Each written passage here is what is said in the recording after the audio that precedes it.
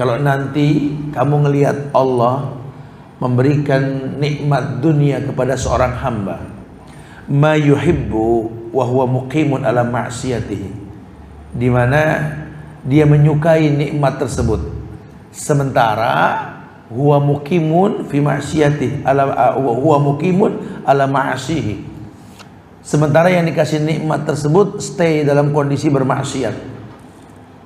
Fa inna ma dzalika minhu istidraj. Ketahuilah itu istidraj.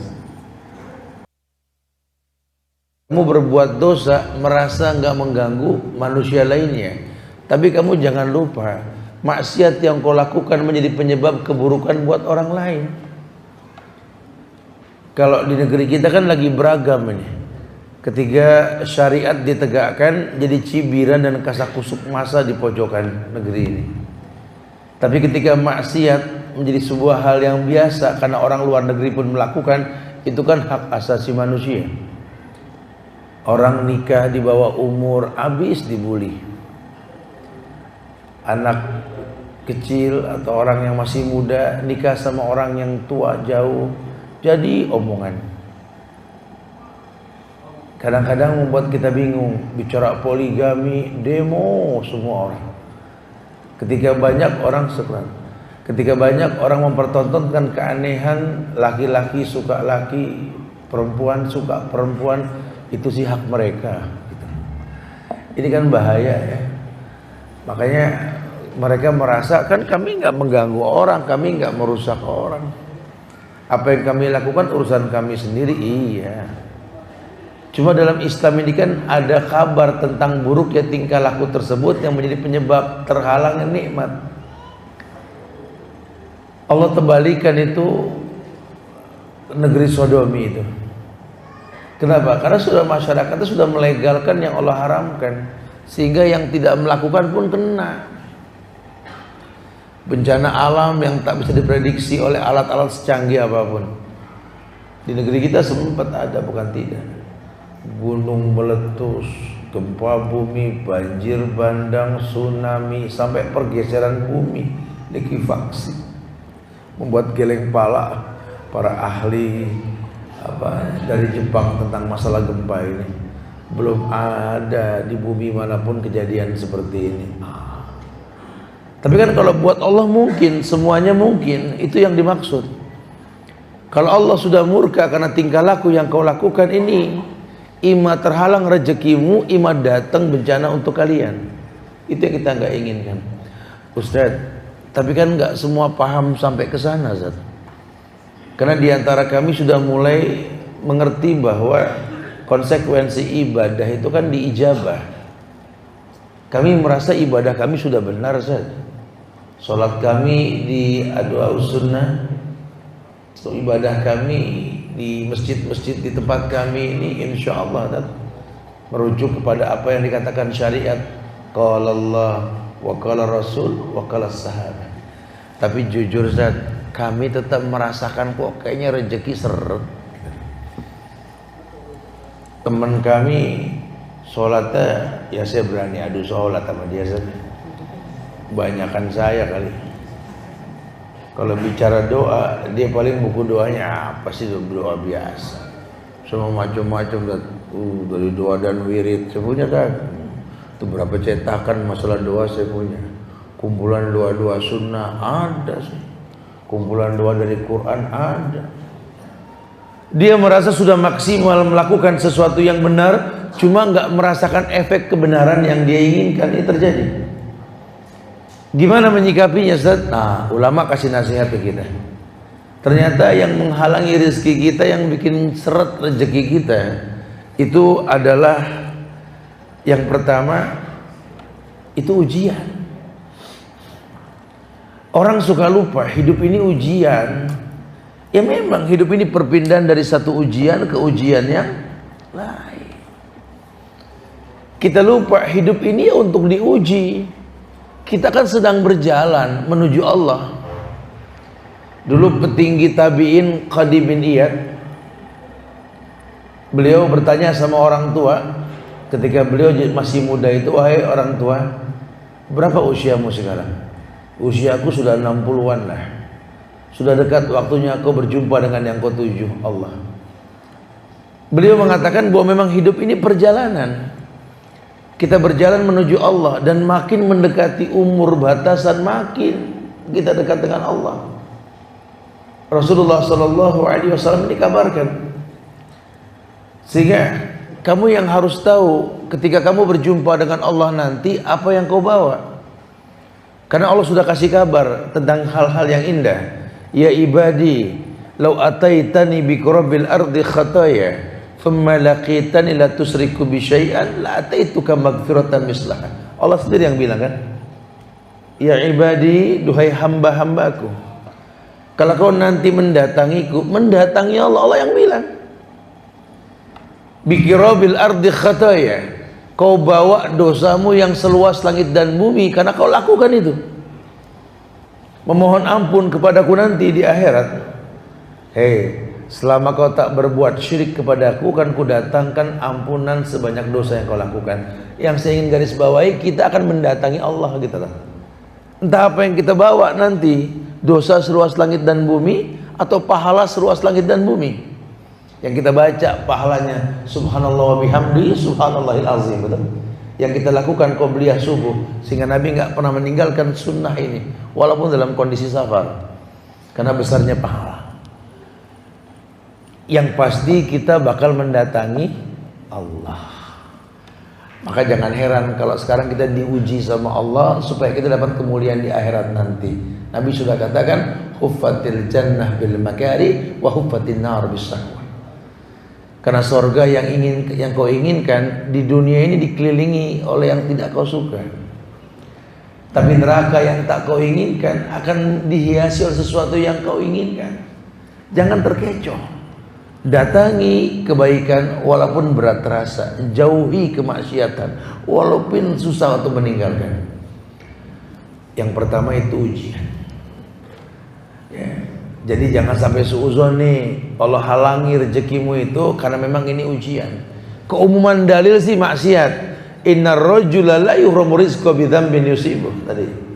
Tapi dalilnya apa Ustaz? Di surat Al-Fajr ayat 15-16.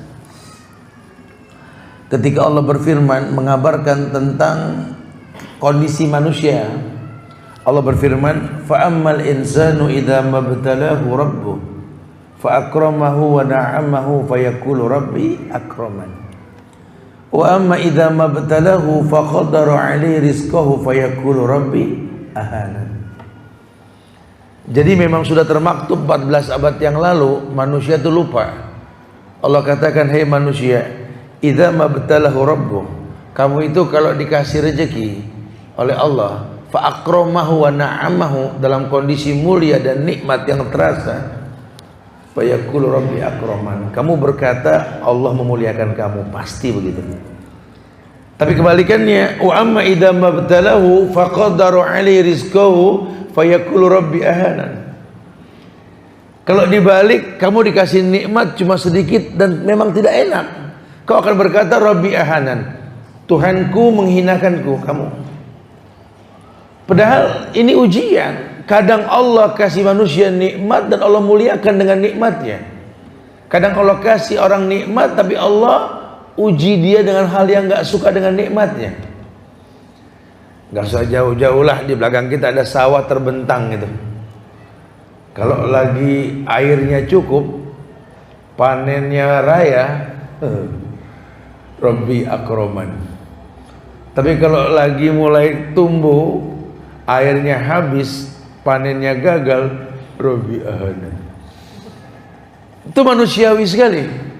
Orang menganggap bahwa hidup ini ya sukses ya gagal, kaya atau miskin. Padahal maksud Allah bukan, hidup ini ujian. Mungkin kamu sukses, mungkin kamu gagal, mungkin kamu kaya, mungkin kamu miskin. Tapi Allah nggak peduli. Yang Allah inginkan ketika kamu sukses atau kaya, bisakah engkau bersyukur? Atau ketika engkau dalam kondisi gagal atau engkau tersungkur, bisakah engkau bersabar? Intinya sih itu. Karena ada orang masuk surga karena syukurnya kepada Allah, tapi ada juga yang karena sabar dengan ujian. Bahkan surga itu identik sama ujian yang tidak mengenakan. Kebanyakan penghuni surga orang-orang miskin, kata Rasul. Orang-orang yang diuji oleh Allah. Bukan berarti orang kaya nggak masuk surga, masuk. Kalau uangnya jelas, betul kan? Ya kalau uangnya nggak jelas, walaupun sedekah dirutinkan, romana kayaknya jalannya remeng kita ke sono. Nggak jelas sampai ke surganya. Itu yang pertama ditekankan. Ya, supaya dia tahu rezekimu ini terhalang karena kemaksiatan atau memang karena ujian yang Allah ujikan. Yang kedua, terhalang rezekimu karena memang Allah tahu yang terbaik untukmu. Maksudnya gimana, Ustaz? Apapun yang kau rasakan di muka bumi ini adalah nikmat. Ketika Allah berfirman dalam surat Al-Isra ayat 30, Inna rabbaka yabsutu rizqa liman yasha' wa yaqdiru innahu kana bi'ibadihi khabiran basira. Ya. Allah sendiri yang mengatakan inna rabbaka yabsutu rizqa liman yasha', bahwa Allah itu kasih rezeki, lapangkan rezeki seseorang itu ya, ini liman yasha', sekehendak Allah. Kita nggak bisa ngatur. Ada masyiahnya Allah. Jadi sudah hak Allah, makhluk nggak bisa komplain. Enak banget sih jadi Sulaiman, udah nabi tajir lagi. Saya kok enggak ya? Udah nggak usah bawel, nikmatin aja udah. Terserah Allah mau ngasih kaya Sulaiman. Ya kalau Sulaiman kaya, baik mah wajar tatno si Korun. Udah hancur agamanya cuma tajir tat. Kayaknya nggak bener nih, Ustaz. Innalillahi wa inna ilaihi raji'un. Antum mau ngoreksi Allah. Antum jangan kayak orang yang ngelihat pohonan buahnya kecil, pohonnya gede. Buahnya gede, pohonnya kecil. Jangan suka komplain begitu sama Allah. Ya kan kalau logikanya manusia wajar, Ustaz. Kalau saya tidur di sebuah ranting yang rindang dari pohon beringin yang besar. Ketika itu saya lihat di sawah sana ada pohon-pohon merambat yang buahnya besar. Melonkah, semangkakah? Hati saya berkata, kayaknya ini ada yang salah ini. Ini pohon yang saya nyender gede, buahnya kecil-kecil. Ini depan saya pohon merambat kecil, buahnya gede-gede. Ini apa Allah yang salah? Apa malaikat yang keder waktu begini? Komplain. Daripada pusing tidur dah ngadem, enak angin sepoi-sepoi pinggir sawah, pohon rindang, tidur enak. Nggak berasa buah beringin jatuh tepat di hidungnya. Allahu Akbar, betul. Kalau buah beringin segede semangka udah bonyok saya betul. Ya, kalau Allah tuh mau ngasih hidayah mah gampang. Digituin aja orang mesti pikir tuh. Jangan ngajarin Allah. Allah juga tahu buah gede nggak mungkin pohonnya kecil, makanya dibikin ngerambat, nggak berbatang. Allah tahu, bukan tidak. Jangan salahkan Allah dan kamu jangan atur Allah. Ada masyiahnya Allah. Allah tahu. Ini anak Pak Tani yang nggak kaya seperti pejabat di tengah kota sana. Lihat hitung-hitungan gaji dari mulai nikah sampai anak bererot tiap tahun satu gitu. Romanya income-nya nggak nambah gitu. Karena tergantung dari panen. Tapi anak semua jadi orang loh. Padahal kalau lihat makanannya, ya ilahi Rabbi, nggak sampai 4 sehat 5 sempurna. Ada aja yang kurang. Itu nasinya Masya Allah semunjung-munjung kayak Jabal Uhud. Kalau melauk-lauknya masa ketemunya namanya di kampung betulnya. Tapi kalau kita lihat anak orang kaya sampai bingung, tiap buka tutup saji bingung makan apa ya, saking banyaknya makanan. Udah bukan 4 sehat 5 sempurna, 4 sehat 5 ajib. Orang kaya. Tapi anaknya lihat menuhin penjara, sekolah gagal. Jadi saya bingung. Gak usah bingung, hidup jalanin aja bro, gak usah bingung. Ada masyiahnya Allah, Allah yang mengatakan begitu. Makanya Kalau kamu nanti lihat orang nggak bener, ibadah nggak pernah sama Allah, nggak kenal rezekinya gampang, Nabi nasihatin. Kata Nabi dalam sebuah riwayat yang sahih, sebagian mengatakan hadis ini hasan, Allah musta'an. Sebagian mengatakan hadis ini dhaif. Dalam tafsir Al-Quran Al-Azim di kitab Al-Awliya, Al-Hasan bin Yahya Al-Husaini bin Sidki bin Abdullah mengatakan hadis ini jaiz dari Anas bin Malik. Inna min ibadi man la yasluhu imanuhu illa bil ghina walau afkartuhu lakafara wa inna min ibadi man la yasluh imanuhu illa al-faqra walau agnaituhu lakafara. Nah, ada yang mengatakan bahwa Rasul pernah bersabda dari Anas bin Malik, hamba-hambaku ini la yasluhu imanuhu illa bil ghina, tidak dikatakan sempurna imannya sampai dia dijadikan kaya, tapi dia nggak sombong. Pun kebalikannya, wa inna min ibadi man la yasluhu imanuhu illa al faqra walau agnaituhu lakafara. Dan dia tidak dikatakan baik imannya sampai diuji dengan kemiskinan dan dia bersabar. Karena hidup ini ujian. Ya, Allah sengaja uji nih orang kaya, bisa gak dia rajin sedekah? Karena jangan sampai jadi sombong kayak Qarun tuh mau utitu min ilmin indi, sampai dia merasa bahwa yang saya punya kan karena keringat yang saya keluarkan. Dia menganggap bahwa rezeki ini dia yang buat. Allah uji. Si miskin pun sama, karena kadal faqra yakuna kufran. Ya, kadang-kadang ini kefakiran mendekati kemiskinan mendekati kekufuran, masya Allah. Ini nggak main-main. Orang perlu paham dan perlu mengerti. Allah uji manusia sekehendak Allah. Atau yang ketiga, rezekimu ini serat dan banyak penghalangnya, karena Allah pengen menegur kamu. Teguran. Ulah tanganmu sendiri. Di surat Asy-Syura ayat 30 Allah mengatakan wa ma asabakum min musibatin fabima kasabat aydikum wa ya'fu an katsir. Ayatnya Allah berfirman wa ma asabakum min musibah, adapun musibah yang menimpa kamu, fabima kasabat aydikum, maka ulah tangan kamu sendiri. Jadi Allah pengen kamu sadar, itulah kamu. Ya, kamu sakit, ya kamu yang salah. Makan nggak kontrol. Hidup sehat bukan hanya sama orang yang sehat, nanya sama majalah sama Google. Google bilang kalau mau sehat jangan sarapan, terlebih johor baru makan, masuk angin. Kata ahli kesehatan di Google, jangan makan beras, jangan makan nasi. Habis orang sekarang benci nasi. Padahal negerinya dikasih nikmat berkah dengan beras. Masya Allah. Kalau Nabi ditanya tentang sesuatu yang baik untuk kesehatan, beliau akan menyebut sesuatu yang layak dikonsumsi namun banyak. Seputar habbatus sauda dan kurma, itu Rasul. Kenapa? Karena di negerinya kurma yang banyak, habbatus sauda yang banyak. Berarti kalau dibanyakin itu berkah.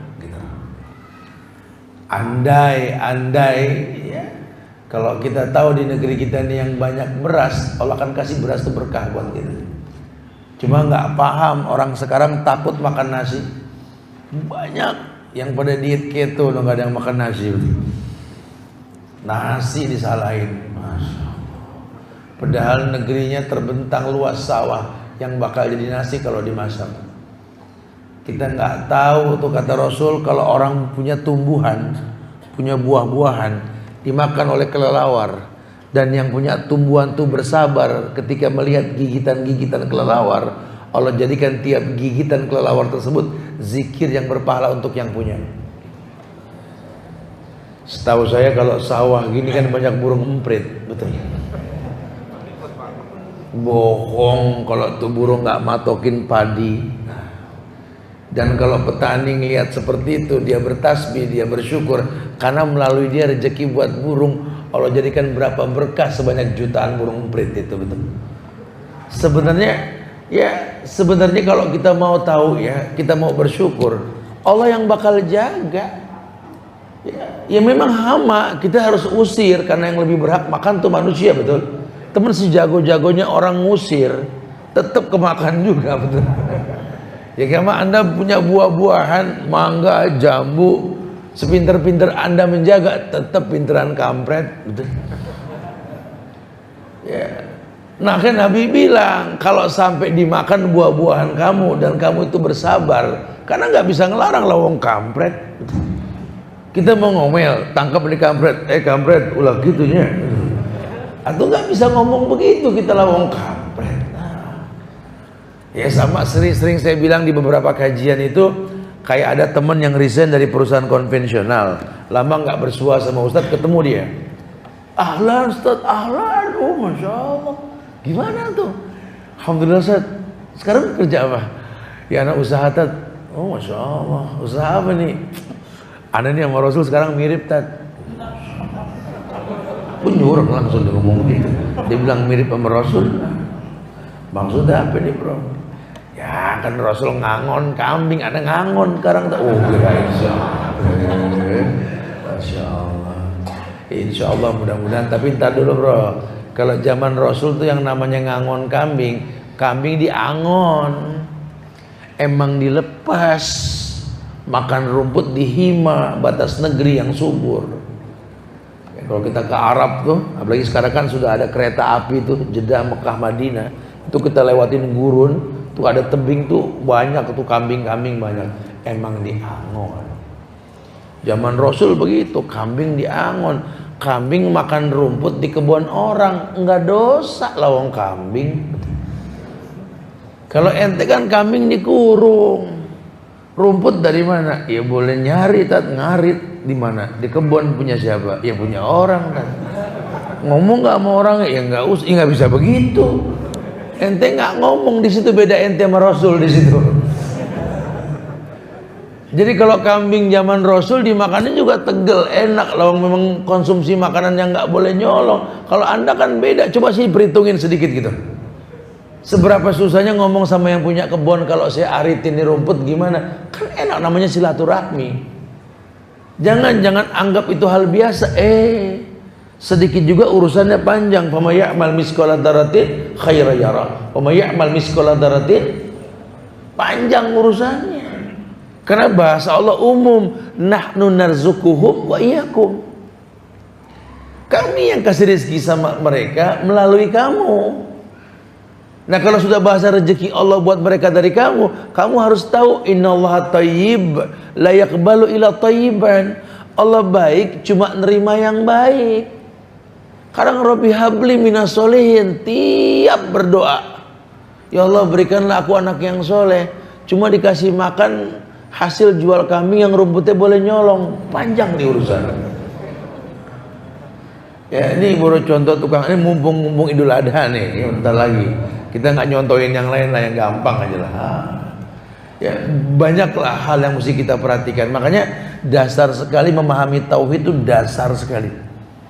Antum mau ngomong furu'iyah, mau ngomong fikih kontemporer yang terus bertambah permasalahan, Malaysia akhi, fadhal. Cuma permasalahannya tauhidnya kuat enggak? Kalau tauhid kita enggak kuat, rusak nih urusan. Akhirnya minta dispensasi mulu sama Allah. Merasa usaha sudah, doa sudah, cuma nggak keturutan. Akhirnya dia bentuk sendiri teknik doa kepada Allah. Ya Allah, dengarkanlah aku. Kayak Allah budak, betul. Kalau manusia boleh isma'uli ya akhi, dengarkan aku, boleh. Allah mah nggak begitu bahasa kita. Lihatlah aku ya Allah. Allah ngelihat, nggak usah disuruh. Di kita ini banyak nih, akhirnya perusakan gaya ibadah. Kenapa? Karena kita merasa pantas untuk memaksa Allah. Yang betul paksa diri kita untuk yang paham yang Allah. Kerusakan nampak ulah tanganmu sendiri. Allah pengen kalian sadar, ini teguran. Ditegur kita bersama Allah. Sampai-sampai kata Nabi, idza ra'aita Allah Ta'ala yu'tal abda minad dunya. Kalau nanti kamu ngelihat Allah memberikan nikmat dunia kepada seorang hamba, ma yuhibbu wa huwa muqimun ala ma'siyatihi, di mana dia menyukai nikmat tersebut sementara huwa muqimun fi ma'siyatihi huwa muqimun ala ma'asihi, sementara yang dikasih nikmat tersebut stay dalam kondisi bermaksiat. Fa inna ma dzalika minhu istidraj. Ketahuilah itu istidraj. Jangan terkecoh. Idza ra'aita Allah Ta'ala yu'tal 'abda minad dunya ma yuhibbu wa huwa muqimun ala ma'asihi. Allah Nabi mengatakan fa inna ma dzalika istidraj. Itu istidraj. Kalau yang betul itu al-maunah. Al-maunah didapat dengan isti'anah. Wasta'inu bis-sabri was-shalah. Berapapun rezeki yang kau dapat dengan cara isti'anah, dengan sabar dan sholat, di luar kau bekerja sebagai bentuk hadar, waspada, rajin pangkal pandai, hemat pangkal kaya, yakni sahar, kamu betul-betul waspada gitu. Dan doa kamu diijabah oleh Allah, betul. Kita nggak bicara jumlah bilangan rezekinya. Kadang rezeki Pak Tani tadi yang pas-pasan, anaknya semua pinter. Malah anak pejabat yang berlebihan rezekinya, malah lihat nggak ada yang berhasil. Kok bisa tat? Ya wallahu alam. Ulama hanya mengatakan al ilmu nur wa nurullah la yuhda lil asi. Kata Imam Syafi'i kan begitu. Masalahnya ilmu itu kan cahaya Allah, dan cahaya Allah nggak mungkin datang ke orang yang bermaksiat. Itu permasalahannya. Kamu lobby Allah dengan cara yang haram untuk sesuatu yang baik, ya nggak bakal bisa. Itu mimpi di siang bolong. Kenapa? Karena innallaha thayyib la yaqbalu illa thayyiban. Allah baik, cuma nerima yang baik. Lawang ada orang yang sedang kondisinya safar, mustajab doa, lagi haji lagi. Udah gitu wukuf di Arafah, udah nggak layak tolak. Bertawasul dengan nama Allah, mengangkat tangan ke langit, masya Allah. Ini orang nggak layak tolak, safar mustajab doa, wukuf di Arafah, tempat paling mustajab di muka bumi ini, setahun sekali ketika tanggal 9. Lihat, dia bertawasul dengan nama Allah. Allah perintahkan fad'uhu biha, minta dengan namaku. Dia angkat tangannya ke langit, wa yaqulu rabbi rabbi. Apa kata Allah? Apa kata Rasul? Mat'amuhu haram wa mashrabuhu haram wa malbasuhu haram wa ghudhiya bil haram fa'alistajabu lahu. Ini orang yang dimakan haram, yang diminum haram, beli bajunya pun pakai uang haram, dirangsung dengan sesuatu yang haram. Fa'alistajabu lahu. Bagaimana aku mau menjawab doanya, kata Allah? Karena Allah baik, cuma nerima yang baik. Itu makanya Allah uji kamu, supaya kamu sadar bahwa banyak keburukan yang Allah rontakkan sebagai bentuk nikmat. Makanya kamu sakit, makanya kamu rugi. Kalau kita ketemu sama orang sakit yang terkena musibah, kita bilangnya apa? La ba'sa tahur, insyaallah. Nggak apa-apa, udah ngerontokin dosa. Ya, sebenarnya hikmah di balik itu nikmat. Nikmat. Oh, banyak betul sahabat-sahabat Nabi yang menjelaskan tentang sakit yang pernah dia rasakan. Ya, salah satunya sahabiat itu yang sedang terkena penyakit demam itu. Rasul tanya sama ke dia, apa yang kau rasakan wahai ibu? Dia mengatakan al-hummah, yakni demam. Dia mengatakan demam ini sama sekali nggak membawa la barakah fiha, tidak ada nikmat, tidak ada berkahnya sama sekali. Kata Nabi, la tasubul hummah, jangan kau hina ini penyakit demam ini. Kenapa? Karena demam yang kau rasa itu merontokkan dosamu seperti api yang merontokkan karat pada besi. Ya, lihat cara Allah, lihat. Kenapa? Karena orang sakit juga sembuh, dan memang sakitnya orang itu nikmat buat orang lain. Ini kalau dia nggak sakit, itu obat siapa yang beli? Ini kalau dia nggak sakit, puskesmas dari mana muter rezekinya? Ada hikmah di balik ini semua. Allah pengen kita bermuhasabah diri supaya jangan cuma komplain, tapi jadilah ulil albab. Suruh baca kondisi yang ada. La ayatin liqaumi yatafakkarun.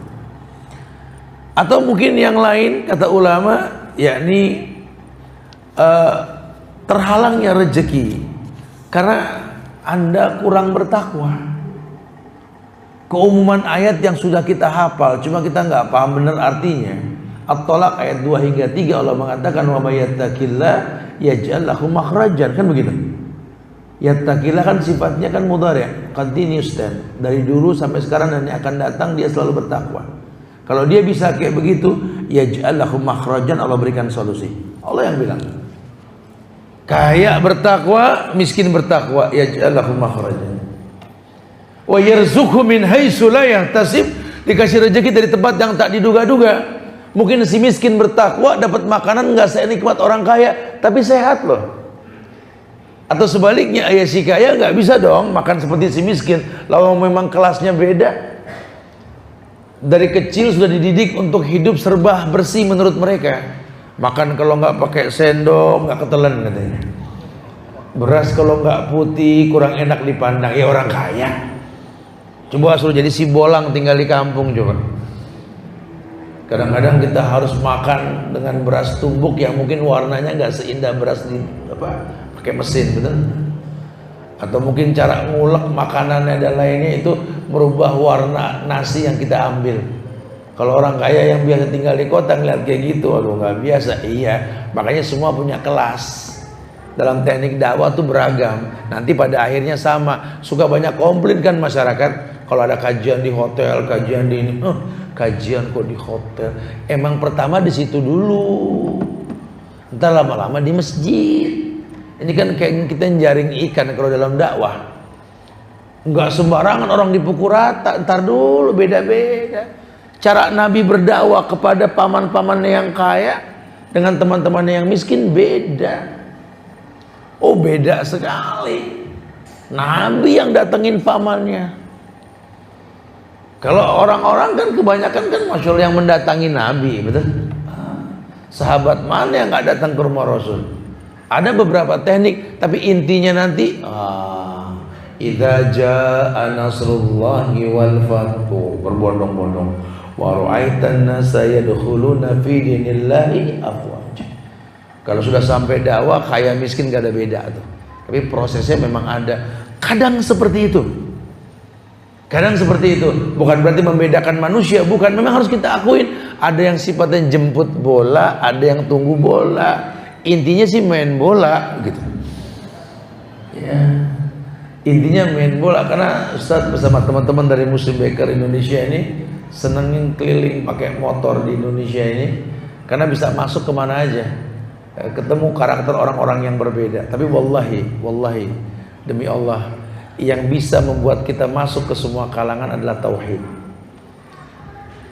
Makanya kalau kita betul-betul nggak mendalami tauhid ini nggak bakal ketemu. Kayak kita ngelihat orang yang tawaf di Ka'bah, itu beragam negara yang datang, beragam mazhab yang ada itu.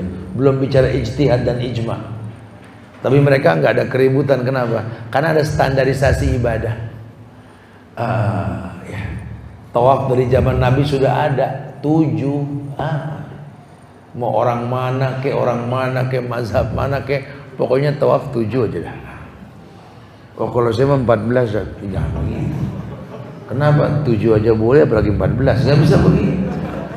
Kata lari pagi. Ada standarisasinya, iya. Kita boleh beda bahasa. Kalau sholat dimanapun ada standarnya. Orang manapun kamu, kalau dalam kondisi sholat, lihat ya, yang namanya zuhur 4, asar 4, maghrib 3, isya 4, subuh 2, betul. Orang mana ke sama tuh standar.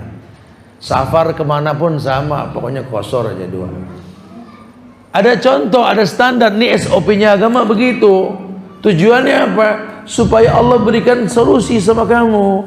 Kenapa diberikan solusi? Karena kamu bertakwa dengan benar. Wa may yattaqillah yaj'al lahu makhrajan wa yarzuqhu min haitsu la yahtasib.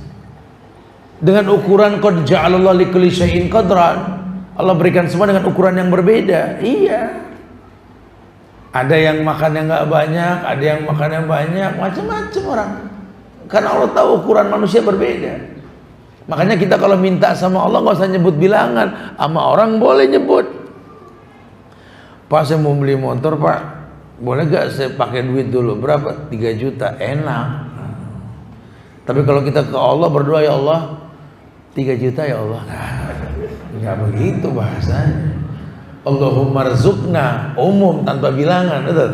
Karena Allah yang tahu, kita nggak tahu, Allah yang maha tahu. Ini kita berhusnuzan sama Allah, kita cuma kurang bertakwa kepada Allah. Padahal Allah yang mengatakan, dan semua orang banyak yang tahu ayat ini. Wa may yattaqillah yaj'al lahu makhrajan wa yarzuqhu min haitsu la yahtasib. Ini nggak main-main. Barang siapa bertakwa kepada Allah, maka Allah berikan solusi. Tolong kalau yang namanya ibadah jangan main-main. Ibadah jangan bercanda. Ini kita ngomong ibadah bercanda mulu, gimana mau paham? Ngomong sama anak tentang sholat bercanda aja. Sholat nggak sholat lu dicakar malaikat. Anak ya hai nggak enak. Ya, ibu mau ngomong nasihat sama bapak jangan sambil bercanda, ngomong yang tegas, Pak. Jangan, Pak. Apa yang bapak lakukan ini Allah marah, Pak. Saya sih nggak bisa berkata-kata, tapi kalau Allah marah kan kena semua imbasnya, Pak. Tolong kalau ibadah jangan main-main, Pak. Bapak juga kalau mau nambah bilangan istri juga jangan banyak bercanda, serius ngomongnya. Gimana mau diizinin? Kalau ibadah tuh greget sedikit gitu loh. Manik kayaknya umat manusia udah mulai berkurang jumlahnya nih. Harus banyak yang bisa mendoakan kita tegas. Mama juga Masya Allah Pak, Allahu Akbar begini. Dijorokin gitu bisa. Ya, yang keenam, kurangnya tawakal. Padahal kata Allah, wa may yatawakkal 'ala Allah fa huwa hasbu. Barang siapa yang bertawakal pada Allah, Allah yang bakal jamin. Enggak usah kita yang bisa multi talent, lawang burung saja. Kata Umar bin Khattab, katanya Rasul pernah bersabda, dan Umar sendiri yang mengatakan, "Lau annakum kuntum tatawakkalu 'ala Allahi haqqa tawakkulihi la razaqakum kama yarzuqut tayr yaqdu khimasan wa taruhu bitanan." Iya, Rasul bilang, "Enggak usah kamu yang multi talent bisa apa aja. Burung saja yang bisanya cuma terbang, matok sama lompat. Yaqdu khimasan wa taruhu bitanan." Dia terbang pagi kosong perutnya, balik sore penuh. Burung yang kita kadang-kadang suka dari kota pengen ke kampung, kangen sama kampung. Di kampung kita nongkrong belakang rumah lihat sawah terbentang, nggak lama ada burung terbang, sambil gigit ujung padi. Enak bener jadi burung, Masya Allah. Kalau burung bisa ngomong kebalik, enak banget jadi dia, kata. Kita bilang enak jadi burung, ayal. Andai aku burung elang yang terbang, nggak enak jadi burung. Harus terbang, lompat sama matok, nggak bisa ngobrol.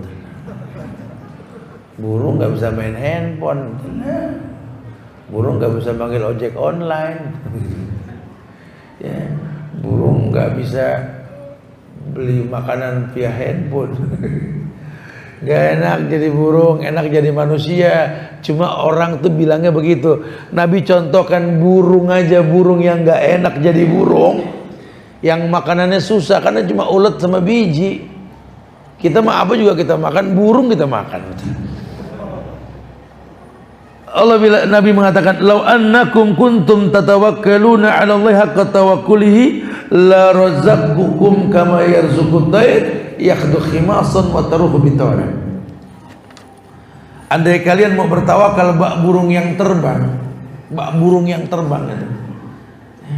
Pagi kosong temboloknya, pulang penuh, Allah jamin betul. Kalau di daerah gini kita masih bisa ngelihat tuh. Ya Allah, itu burung sebanyak itu siapa yang ngasih makan, ya Allah. Apa temennya berbisik, no ada padi di sana, enggak rasa.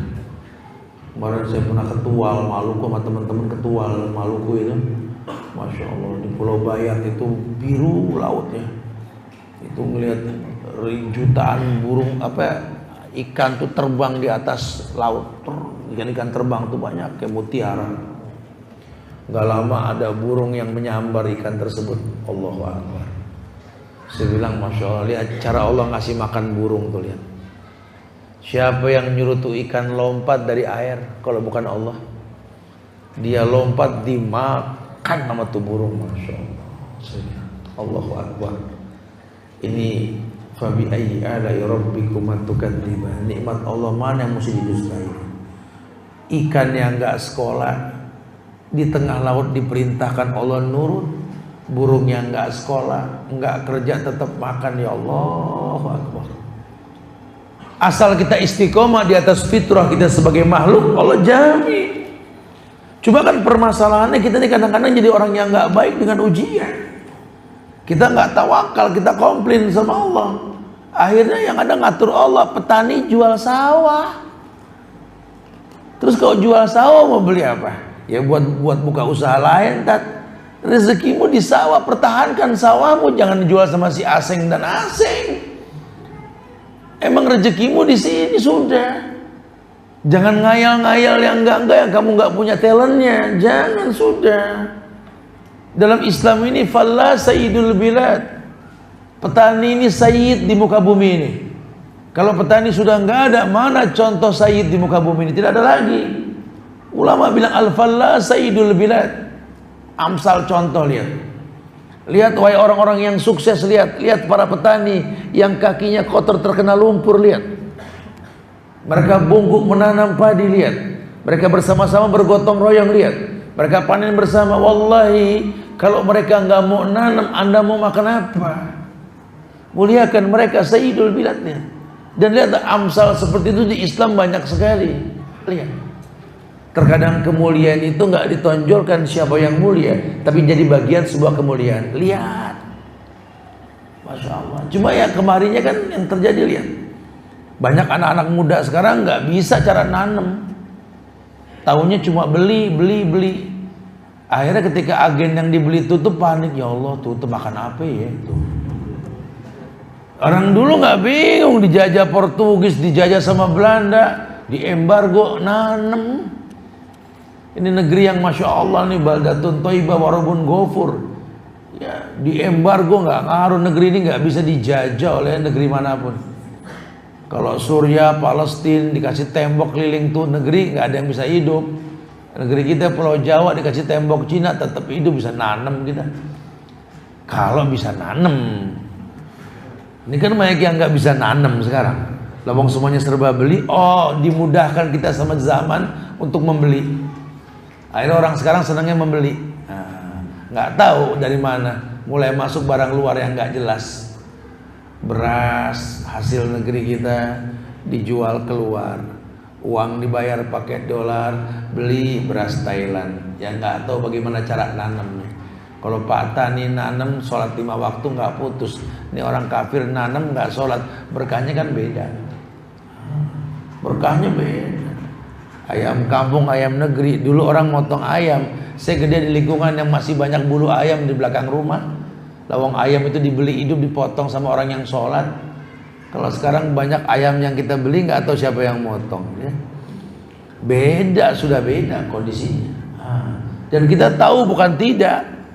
Sampai kapanpun ayam kamu sama ayam negeri ya beda kelas rasanya. Telurnya juga sama kan. Iya. Sekarang berkembang di sapi itu, lihat. Dulu sapi lokal, Masya Allah, sapi Kupang, sapi Bima, Bali, Madura, PO, the best beef in the world, daging yang terbaik di dunia ini, mulai masuk limousine. Dan orang-orang sekarang nggak tahu usia kupaknya sapi ini berapa, taunya cuma gede, murah, gelonggongan yang dijual, ya. Karena nggak tahu, orang sekarang nggak tahu, judulnya beli, udah gitu bayul goror lagi, belinya cuma transfer, ngelihat enggak kucing dalam karung, haram. Transfer ke rekening ini, beli kambing, beli sapi, sapinya mana, kambingnya mana, bayul goror, haram. Yang motong siapa? Kalau nggak salah sih wallahu alam. Terus buat apa ada ayat fasolli li rabbika wanhar? Salatlah kamu, menyembelihlah kamu. Syarat yang menyembelih yang sholat. Ini tukang jagal yang nggak sholat, gimana coba? Jadi akhirnya kan tampak kerusakan di mana-mana, betul? Ya kita sih nggak dosa, cuma kan nggak akan pernah berubah antara baik dengan buruk. Cuma buat kita sih nggak dosa. Anda nggak tahu ini racun minum, Anda nggak dosa, cuma kan tetap ngefek. Nabi sempat diracun, betul? Dan dikatakan wafatnya Nabi karena efek racun kan? Nabi sih nggak dosa minum racun, kan dia nggak tahu. Cuma kan racun nggak berubah jadi obat. Sama dengan apa yang kita makan. Kita makan ayam yang nggak tahu siapa yang motong, bismillah cukup, betul. Cuma efeknya beda. Saya kalau diundang makan di Madinah, saya lagi perhatiin yang para masyayikh ini kalau lagi makan tuh restorannya itu-itu aja. Saya tanya sama mereka, kenapa ini? Karena dia bilang, saya tahu siapa yang punya restoran ini. Dan saya tahu siapa yang motong kambingnya. Ajib, sampai segitunya mereka perhatikan. Karena mereka pengen berkah. Buat kita kan mungkin, bukan tidak mungkin sebenarnya. Karena ketidakinginan kita belajar, akhirnya kita ngandelin orang, cemas akan masa depan. Itulah yang menyebabkan kita tuh nggak yakin dengan yang akan datang. Ya. Makanya banyak ujian. Yang lainnya, kata ulama, ini terhalang rezeki kita ini, atau serat rezeki kita ini, karena kita kurang istiqomah. Kurang istiqomah. Orang banyak nanya tentang istiqomah. Dan istiqomah itu apa sih, Ustaz? Istiqomah itu kan asal kata dari asata qaimah, meminta kemantapan hati dari Allah gitu loh. Minta untuk mampu konsisten gitu loh di atas kebenaran yang sudah kita pilih, itu istiqomah. Sekarang gimana mau istiqomah? Berapa banyak orang yang mengaku Islam dengan sholat yang mencontoh Rasul, tapi dia sholat dalam kondisi tidak hafal nama Tuhannya. Ini orang ruku sujud 30-40 tahun sudah. Ketika ditanya, Bapak, iya Tad, Ibu, iya Tad, hafal nama Allah enggak? Aduh belum Tad. Nah sekarang selama ini Anda sholat ngadep Tuhan yang Anda enggak kenal. Ajib. Sementara Allah mengatakan walillahi asmaul husna fad'uhu biha. Allah punya nama-nama yang sempurna, minta dengan nama tersebut. Makanya dahsyatnya dakwah sunnah ini mengkritisi banyak hal, tidak merubah, cuma mewarnai. Silakan Anda yang punya adat tradisi Islam, nggak pengen menghapus adat Islam, cuma mewarnai, silakan. Supaya Anda tahu malam Jumat itu bagus untuk baca Quran, bagus. Sementara yang Anda pahamkan Yasin, baca Yasin. Tapi terus belajar. Ternyata bukan cuma Yasin, surat lain pun bagus. Lawang malam Jumat, Sayyidul Ayyam, betul tidak? Anda nggak jangan dirubah, tetap ngaji malam Jumat. Cuma kan dengan waktu Anda akan tahu kenapa mesti Yasin doang, lawang surat ada banyak. Biarkan dengan waktu. Anda yang punya tradisi bulan Syawal kumpul-kumpul, jangan diidentikan dengan kalimat bid'ah. Entar dulu, ini Indonesia, bukan Arab. Yang memang ramainya Idul Adha. Kalau Arab karena ada haji, betul? Nah, di kita kan nggak ada Ka'bah. Orang kerja, aturan mainnya bukan Islami. Yang dia punya long weekend itu ketika Idul Fitri Malaysia, akhi. Nggak ada masalah. Asal isinya apa? Ketemu silaturahmi, luruskan niat, sambil silaturahmi berziarah ke makam orang tua yang sudah wafat di kampung. Nggak apa-apa, jangan dirubah. Itu adat, al-ada al-muhakkamah, tarkul ada adawah. Adat itu kan tradisi. Selama tradisinya ini nggak merubah syariat, Malaysia, akhi. Nasihat para masyayikh seperti itu. Anda yang lulusan Mesir, jangan rubah Indonesia jadi Mesir. Dengan teknik dakwah Anda yang tinggal di Madinah, datang ke Indonesia, jangan anggap Indonesia kayak Madinah. Ntar dulu, kalau ilmu yang disampaikan qala Allah wa qala Rasul, ahal fadlahi, ahlan wa sahlan. Tapi kalau cara berdialog, cara penyampaian, Anda harus lihat likulli maqamin maqamun wa likulli maqalin maqalun. Semua ada caranya. Kita sama orang tua ya harus merendah kalau di Indonesia, bukan untuk menyembah dia. Kan niatnya bukan nyembah. Assalamualaikum Pak. Apa kabar Pak? Sehat? Masya Allah. Kalau di Arab kan nggak sibuk sama cium tangan, peluk sono peluk sini, betul? Malaysia, akhi. Tapi pulang dari Arab kita langsung ketemu orang tua. Apa kabar Pak? Baik. Anak aneh kenapa ini? Tetap dong, kita punya adat tradisi yang memang diwarnai, jangan dirubah. Di mana-mana adik nemuin kakak, anak nemuin orang tua, sudah adat dan tradisi. Nggak apa-apa, nggak ada masalah. Dan banyak hal-hal yang mungkin sudah menjadi sebuah rutinitas. Ada orang tanya tentang halal bihalal. Ustaz Zuhan, itu halal bihalal apa hukumnya Ustaz? Saya balik tanya, halal bihalal apa sih? Ya halal bihalal dan iya, saya barusan dengar juga, makanya saya tanya halal bihalal itu apa?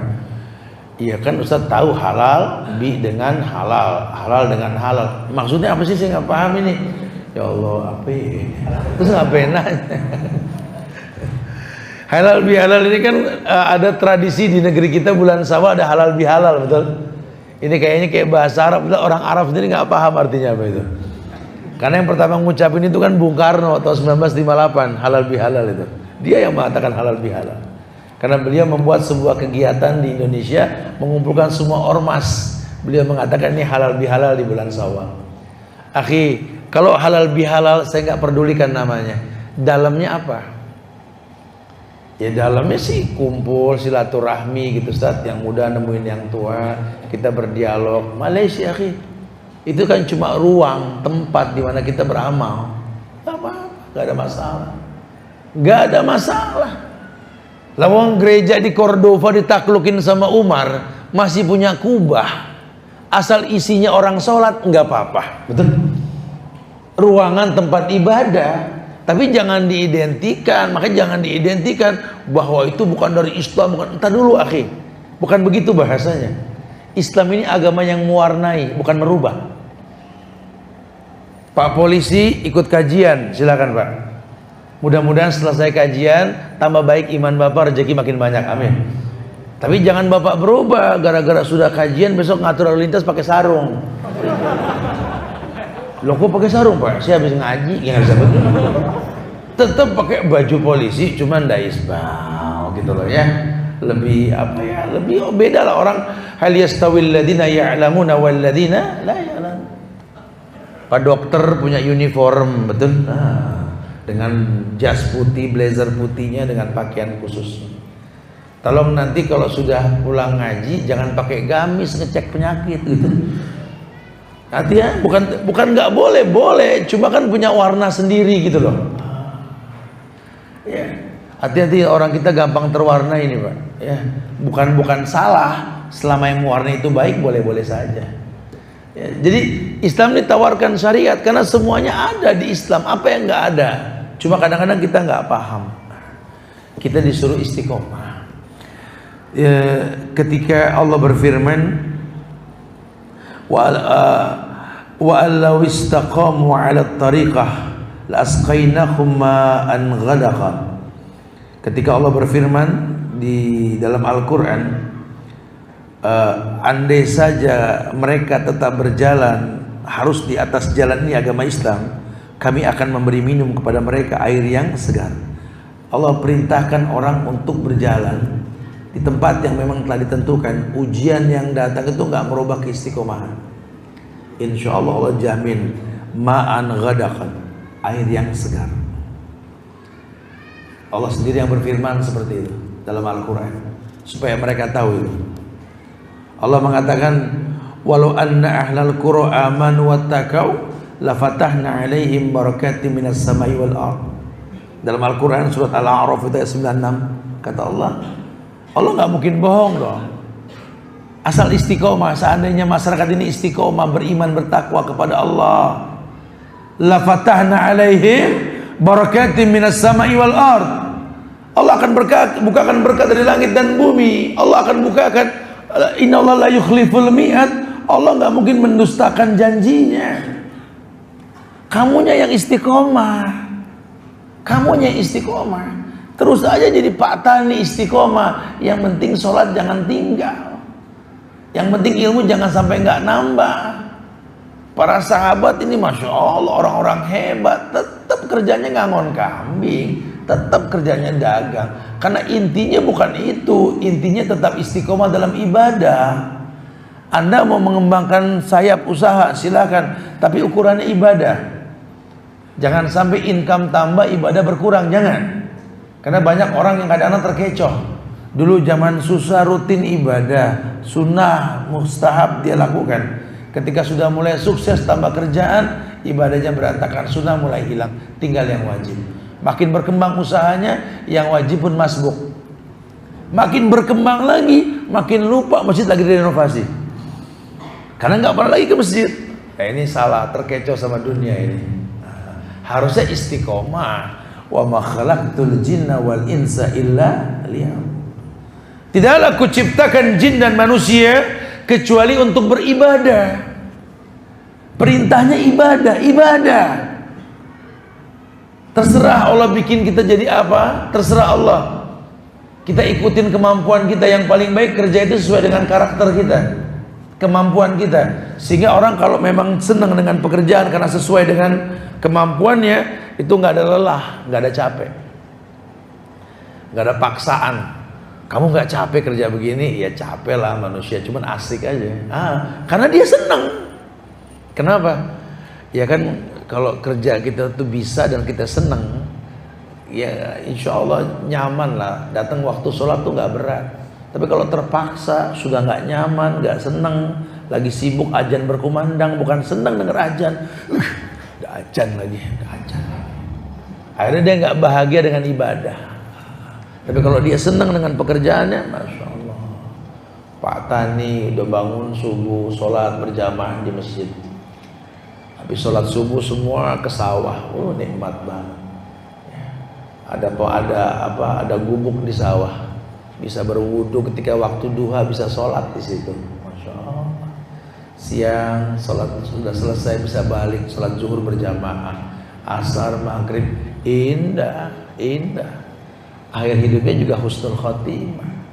Lihat, nggak kejebak macet, nggak sibuk dengan dunia. Kalau dipikir-pikir itu masa, masya Allah. Ya, kalau jadikan baldatun thayyibah wa rabbun ghafur.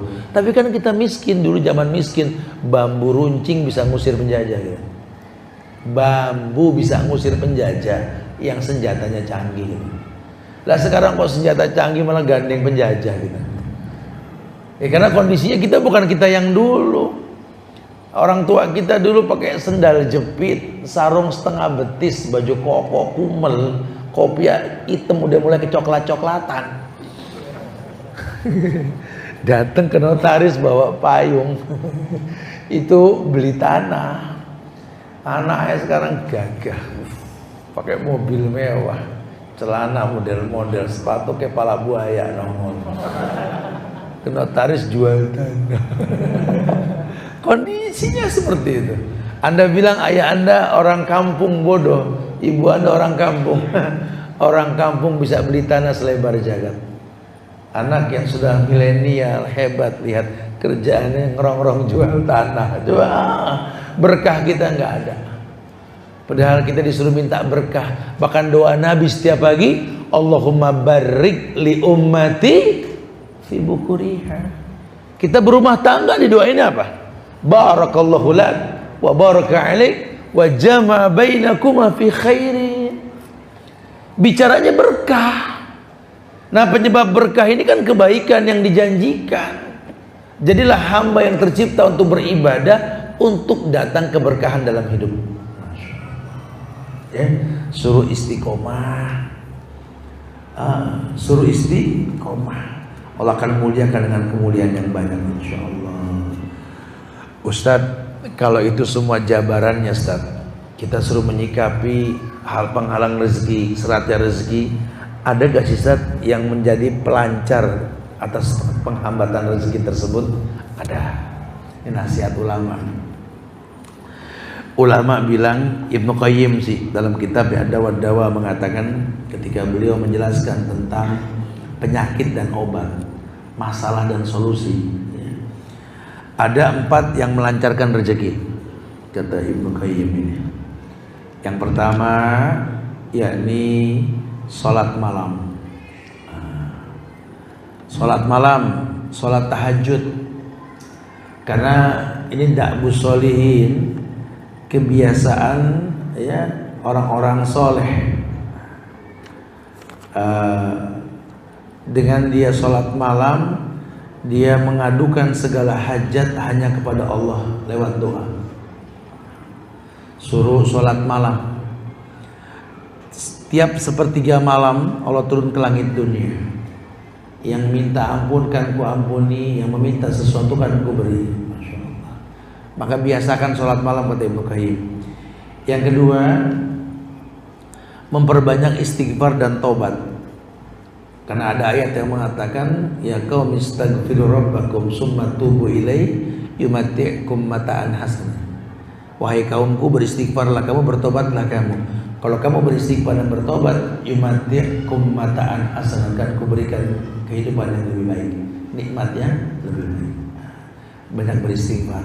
Jadi kalau lagi nungguin tumbuhan yang mau panen, dagangan yang belum laku, ini mulut bergemi bilang la ilaha illa anta subhanaka inni kuntu minaz zalimin, atau astaghfirullahaladzim wa atubu ilaih, atau rabbana zalamna anfusana wa in lam taghfir lana wa tarhamna lanakunanna minal khasirin. Banyak istighfar. Jangan malah ngomongin orang, ngegibah, ngerumpi. Jangan. Ngerumpi di pinggir sawah ya panennya gagal. Gibah di pinggir tempat kita kerja ya rusak nantinya. Yang ketiga, membiasakan sedekah.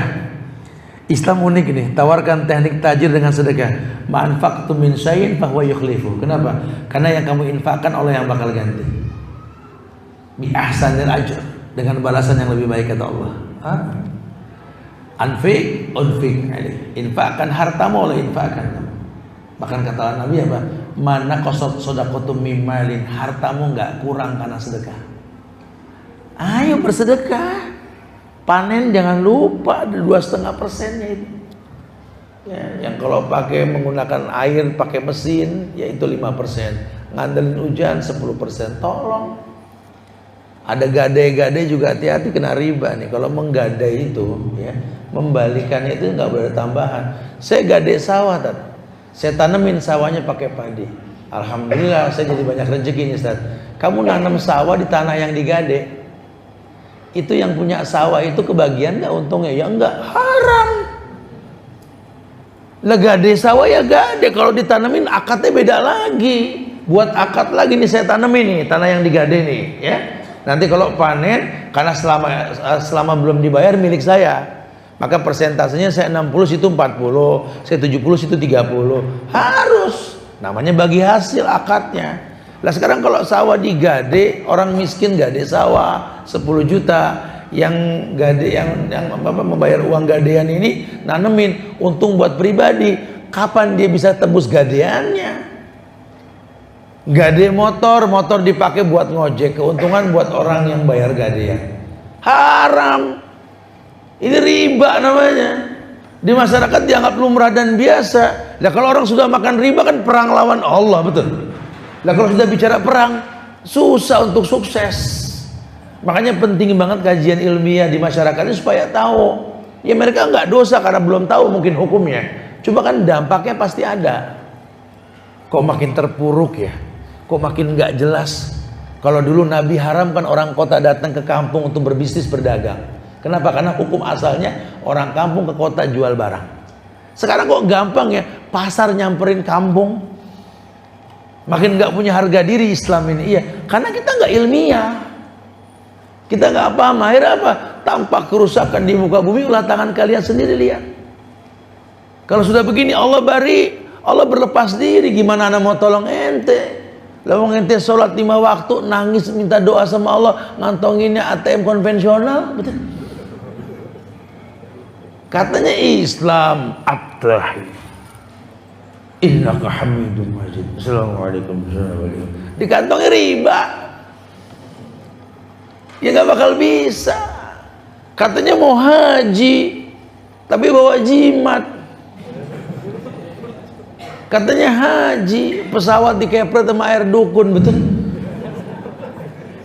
Labaik Allahumma labaik, labaik la syarika lak, diucapin. Kudatangi panggilanmu tanpa ada kesyirikan. Lah ngepret barusan apa itu? Kita nih kayak bercanda sama Allah. Ya udah dibilang kalau syariat jangan suka begitu supaya dapat kenikmatan syariat. Wallahu musta'an. Nah, sebenarnya banyak kerusakan belakangan kita. Yang keempat, berzikir di pagi dan petang. Berzikir di pagi dan petang. Dan tolong kata Ibnu Qayyim, hindari 4 hal yang menghambat rezeki.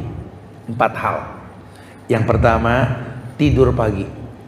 Haramin tidur pagi itu. Karena rezeki dibagi di pagi hari. Yang kedua, sedikit sholat. Sholat cuma 5 waktu aja. Ada qobliyah, ada ba'diyah, ada tahiyatul masjid, ada sholat syuruk, ada tahajud. Mana syekh? Lakukan semua sholat, jangan sedikit sholat. Sholat bakal banyakin rezeki. Yang ketiga, jangan malas-malesan. La ta'tazu. Jangan kamu lemot, jangan kamu malas.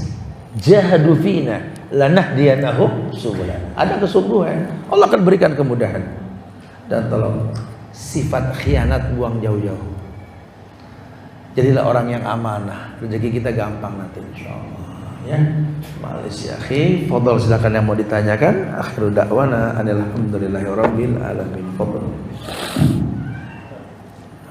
Iya, antum fadhal. Waalaikumsalam warahmatullahi wabarakatuh. Apa angkringan?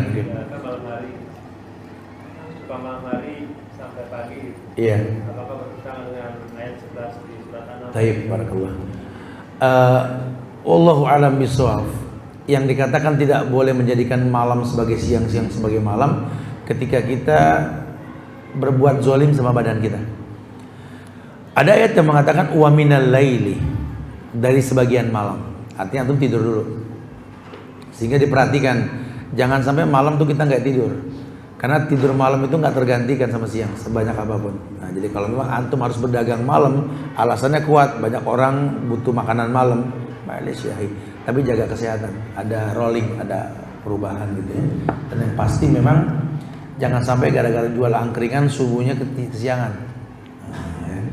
Khawatirnya kita fokus dengan income tapi kita lupa jadi penyebab keburukan. Itu aja sih. Allahu a'lam.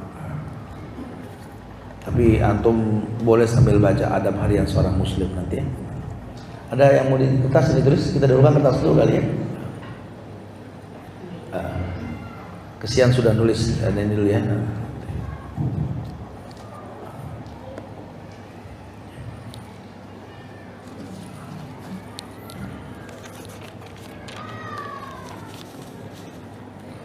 Assalamualaikum Ustaz. Ustaz mau nanya Ustaz, kalau susah dapat jodoh, apa itu termasuk dalam penghalang rezeki juga Ustaz? Ya jodoh itu rezeki. Kalau anda susah ya sama berarti ya. Nah, coba mulai bahas yang dibahas tadi itu ya. Tanya sama kameramennya di mana alamat YouTube-nya nih. Karena kita live langsung nih. Ya. Ini live ya langsung ya. Iya live ya. Live. Ini kita kalau udah live nya lebih dari 18 negara yang menyaksikan. Semua tahu di Ciasem ini ada kajian di Subang ya. Ya, akhi sama. Ustaz boleh sekalian doain Ustaz biar cepet dapat jodoh ya Ustaz. Terima kasih. Ini saya kasih bukunya deh nih. Agar pernikahan membawa berkah nih, bagus ya. Mudah-mudahan manfaat insyaallah. Ustaz mau nanya Ustaz, gimana cara memberitahu orang tua yang susah sholat dan masih percaya dengan tahayul, sedangkan kalau dikasih tahu selalu marah-marah Ustaz? Anda sudah bicara dakwah nih sama orang tua, betul?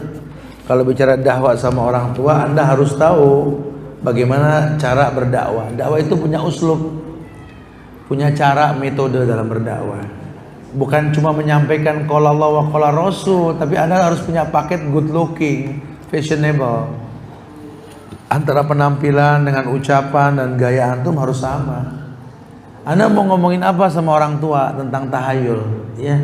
Anda bisa tawarkan solusi lain gak sama orang tua Anda? Orang tua saya dagang, Ustaz, cuma percaya tahayul, Ustaz. Percaya tuyul, percaya wafak, isim, ruwat dari orang pinter lah, inilah, itulah. Ya susah Anda ngomong, susah Anda bicara sama orang tua kalau Anda belum pertontonkan sukses melebihi orang tua Anda. Ya sekarang Anda masih numpang makan di rumah orang yang dibilang tahayul, ya susah. Sambil ngunyah makan di rumah orang tua, di meja orang tua, yang masak orang tua lagi. Jangan tahayul, Mak. Lah gimana sih orang tua mau denger gitu loh. Ya Anda harus berhasil dulu. Nawan Mah. Alhamdulillah, Mah. Saya ketika saya sudah mulai menjauhi tahayul, lihat Allah kasih berkah banyak, alhamdulillah, Mah. Enak nawar ini. Ya, teknik dalam penyampaian. Atau diam-diam kita bukakan tabung umroh. Diam-diam naruh duit 50.000 sehari, sebulan 1,5 juta, 10 bulan 15 juta, nggak nyampe 20 bulan sudah bisa umroh. Alhamdulillah. Sambil gandeng orang tua, sambil ngomongin di Ka'bah. Orang tua pasti denger. Orang tua denger. Orang tua seneng, ya Allah, dia anak Masya Allah ya. Nasihatin aku kok tepat, pas gitu loh. Sambil tawaf di Ka'bah. Semoga Allah mudahkan insya Allah ya. Waduh, ini sih bukan nanya, panjang bener. Di mana-mana kalau nanya tuh soalnya pendek, jawabannya panjang. Ini kalau soalnya panjang, jawabannya saya pendek. Oke, thayyib gitu doang. Bismillah, afwan Ustaz, anak akhwat berusia 22 tahun yang sedang dalam masa iddah talak 1.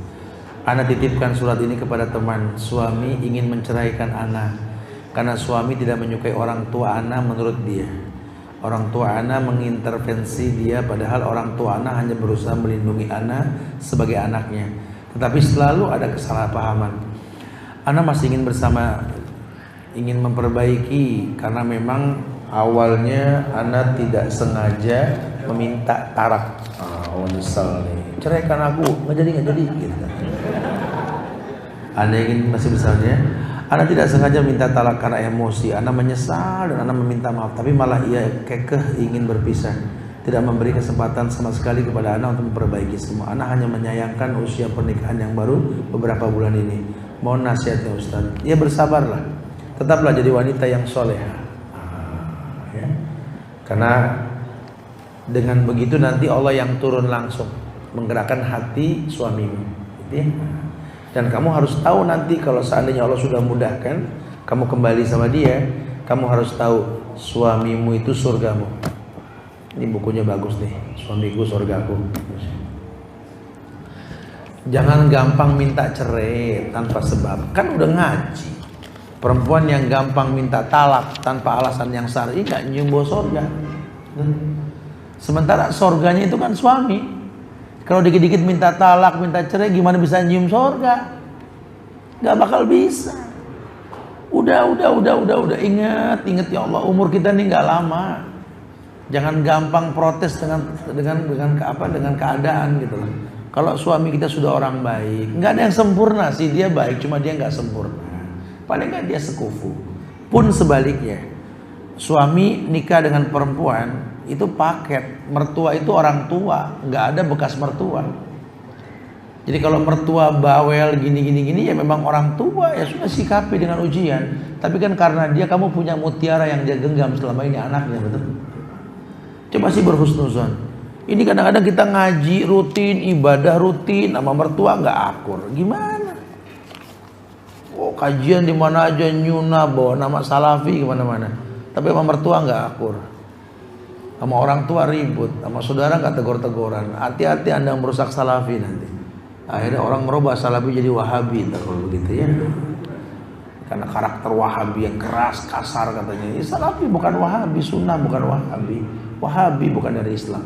Ya, bahasanya harus tegas di sini. Jangan sampai tingkah laku kita merusak dakwah yang indah ini. Gitu, ya. Mulailah kita malu lah sama Allah. Assalamualaikum Ustadz. Apa artinya ma'unah? Al-ma'unah itu pertolongan yang didapat dengan sabar dan sholat. Wasta'inu bis-sabri was-shalah. Minta tolong dengan sabar dan salat. Masya Allah. Kehabisan hadiah nih, di kantong ada hadiah kan? Oh ada. Ya, nanti bisa diambil sebagian hadiahnya. Ini yang datang sekarang yang paling jauh tinggalnya di mana? Ada yang paling jauh? Hah? Apa? Purwakarta. Ada yang lebih jauh dari Purwakarta? Bekasi. Antum datang buat kajian? Masya Allah. Ada yang lebih jauh dari Bekasi? Indramayu. Indramayu ya Parek ya. Ya masih deketin Indramayu ya sama Bekasi. Oh dari sini, betul. Jauhan mana kira-kira? Bekasi masih ya? Iya. Ada Cijantung. Oh bukan, tim kita itu maksudnya. Tapi sama juga Bekasi. Berarti dua Bekasi ini, Masya Allah. Ya boleh lah. Karena Bekasi gua saya pilih satu ya yang jawabannya. Ini Bekasi nih Kang, nanti ongkosnya diganti kan. Ya, semoga pahalanya buat kita semua insya Allah ya. Ya.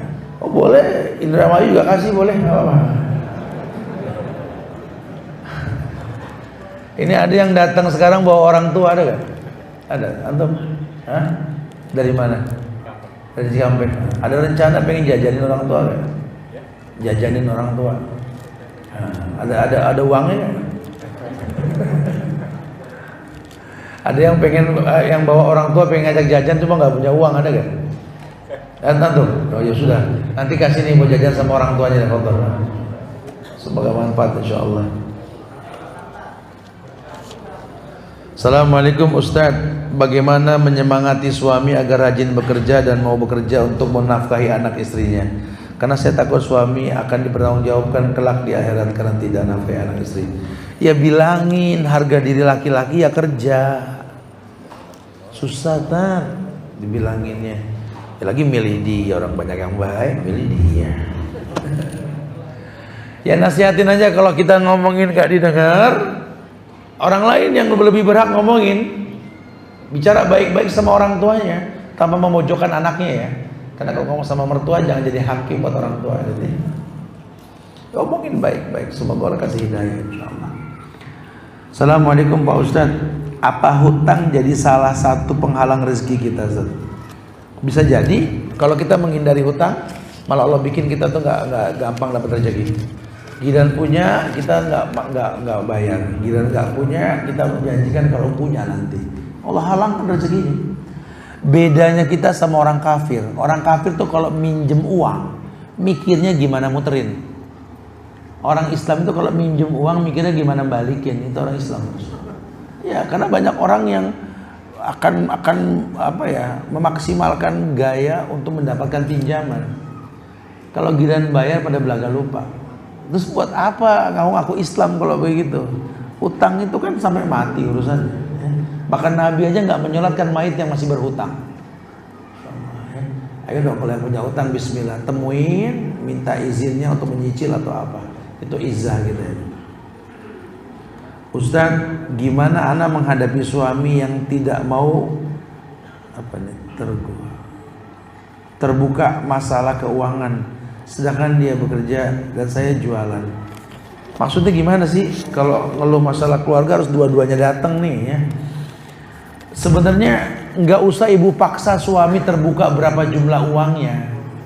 Akadnya saja waktu mau nikah mau ngasih berapa gitu loh. Nggak usah pengen tahu uang suami berapa. Dalam uang suami itu ada nafkah buat ibu istrinya, buat ibunya, ibu kandungnya, buat saudaranya, hak dia. Udah pokoknya aku nikah sama kamu, insya Allah tiap bulan aku kasih sekian nanti, sudah. Ya, cukup nafkah lahir batin buat kamu nanti, sudah. Nggak usah tanya-tanya, karena saya harus ngasih ibu saya, ayah saya, saudara saya, hak dia. Nanti kalau kamu ikut nimbrung dengan jumlah keuangan suami, akan beda cara nanti akhirnya.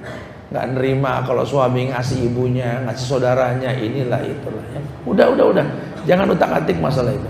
Suami juga nggak punya hak seperak pun dari uang hasil usaha ibu yang jualan tadi. Ibu punya hasil, itu hak ibu semua. Tapi suami punya hasil, ada wajib buat nafkah pada keluarga dan orang tuanya. Ya, Allah.